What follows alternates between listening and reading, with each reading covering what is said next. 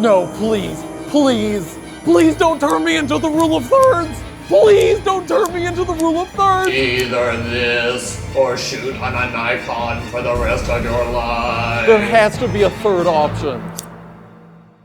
Last week, I was wandering around ancient Rome looking for paintings. Paintings are perhaps the best place to find the secrets of composition because painters really have to think about it. You know how long it takes to make a painting? You better think it through. And it was in this room of the Vatican Museum that the big thing you need to understand about composition finally clicked for me. Okay, so here's a painting by Caravaggio. The thing which is crazy to me is there is so much going on. Colors and limbs everywhere, and it's crazy, yet it still feels good to look at. It feels unified. Why? Because it's a shape. I really appreciate all the love. I got multitudes of new shapes. In particular, it's this shape, kind of a weird cut off semicircle. But it's not just about the shape, it's about the way you use it and how the shape is made. Stick around, it gets a little bit deeper.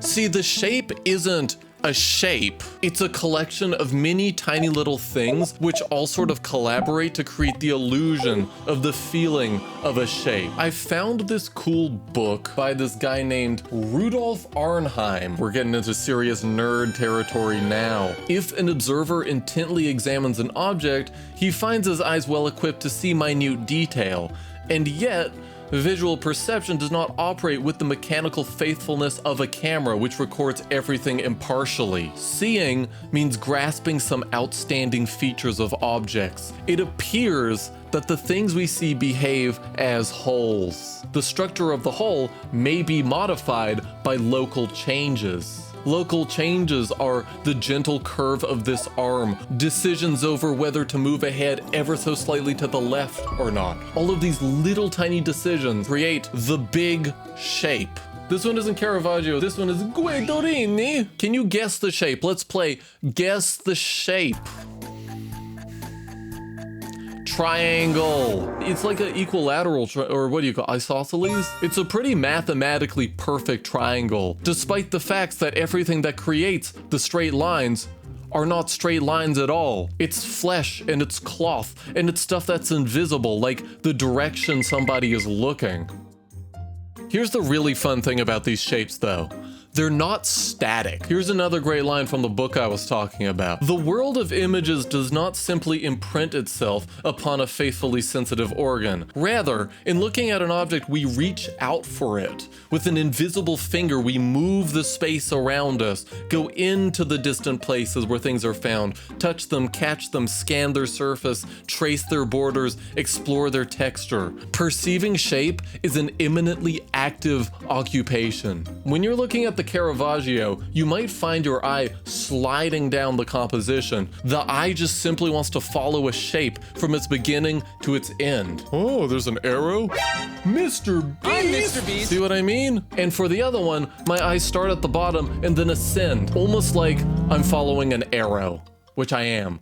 A triangle is an arrow with fewer steps. All right. Thinking about shapes in your work is fine and dandy, but it's all for naught if you don't also consider where the shape is supposed to go. So here's another painting with a really nice shape. Now that you're thinking about it, you probably see it. It's just a sort of a swooping, bent triangle, which is kind of the shape of a wave. The difference between this painting and the other two is that here, the shape isn't slam dunk right in the middle. It's way far to the right. It's almost too far to the right. Everything being so offset to the side makes me feel like looking into the deep ocean beyond. And you know what? I just noticed another shape. Hold on. Two competing theories for shapes here. It could also be a triangle. If this shape, be it a wave or a triangle, was placed right in the middle of the painting, it would not hit. Rudolph has a great point to do with this, as he discusses a circle and a square, which is ever so slightly not centered. I want to go there. If it was in the middle, I wouldn't want to go anywhere. There is something restless about it. It looks as though it has been in the center and wishes to return. I think this is what's making me feel like the ocean here is just a little bit unsettling. And of course, know that being unsettled by a painting is a good thing. The artist has successfully hit me in the emotions. That's the big idea. Here's the final example I want to touch on. The square in which you must place your elements is not a frame, but a window. Here's a really good one. So we've got John the Baptist here, getting out of bed, and I'm certain you can spot it by now. Triangle. And then here we have Saint Jerome. Right, triangle. No, it's actually not a triangle. This time it's a square.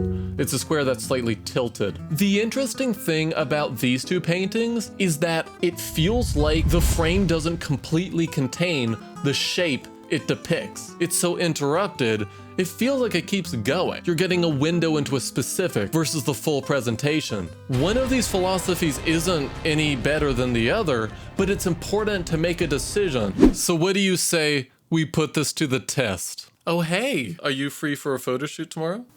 Yeah, of course. Hell yeah. Thanks for coming by to do the photo shoot. Thanks for having me over, Emil. I love to come over and hang out. How do I use this camera? I've literally never taken a picture before. Is it in the menu? Shutter speed. Oh, ISO, there we go.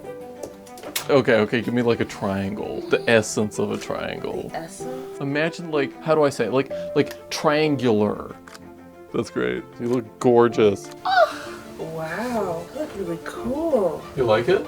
The name of this photography series is Girl Who Doesn't Want to Get Out of Bed. As you can see, she's dressed, she's got her makeup on, but it's way too early because it's dark outside. Just doesn't want to get out of bed. Oh!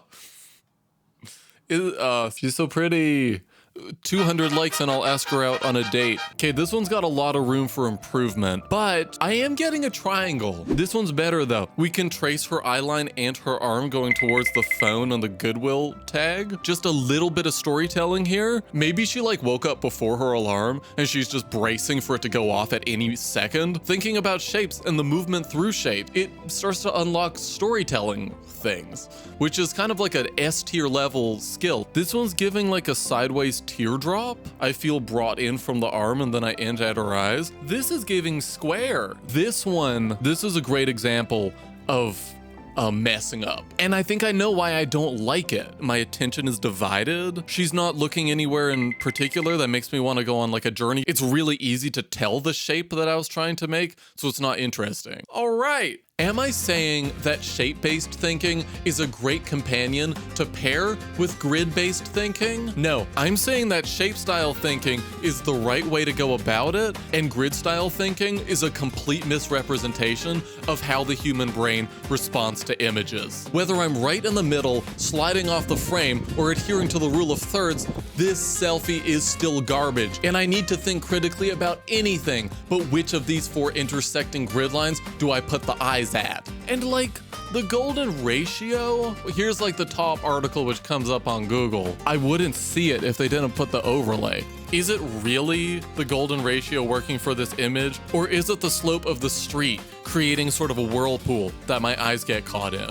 Here's another great one, but it's better described using a triangle. So go into settings and turn off that grid, and we'll all be the better for it. Thank you for watching this exciting episode of The Emil Show.